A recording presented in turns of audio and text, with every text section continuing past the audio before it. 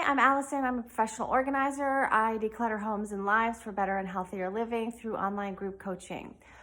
When people downsize, especially people who are ready to go into like independent living, that type of situation where they're older, they've had a long life, they've had a lot of memories, they've often had families, things like that.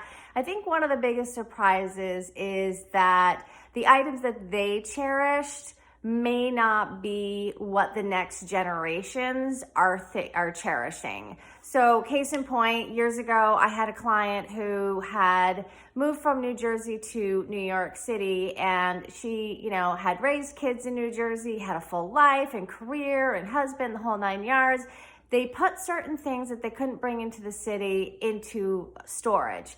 And at some point, her husband passes away. So 10 years after they had put that stuff in storage, she decides that she wants to go through with it.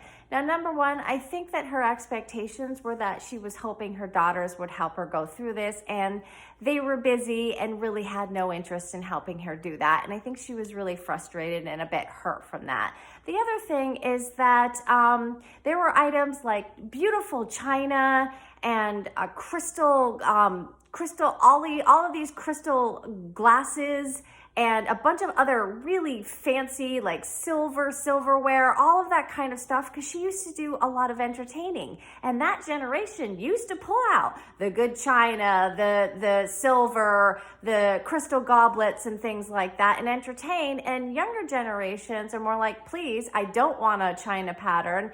You can't use it. Half the time it wasn't dishwasher friendly, so you'd have to wash it by hand. And most of the time when you entertain these days, you're much more likely to grab paper plates and plastic solo cups, because who the heck wants to deal with the cleanup? So I think there was a lot of frustration because her expectations were like, these were coveted items that I loved and my generation loved, and they're not really that coveted anymore. Have you come across things where either someone's trying to give you something that they loved, but younger generations may not love it, or have you been trying to give things to other people where you're kind of surprised that the memories that you hold so dear aren't showing up with oh my God, I love this as much too? And it may just be because of different generations have different expectations and different memories.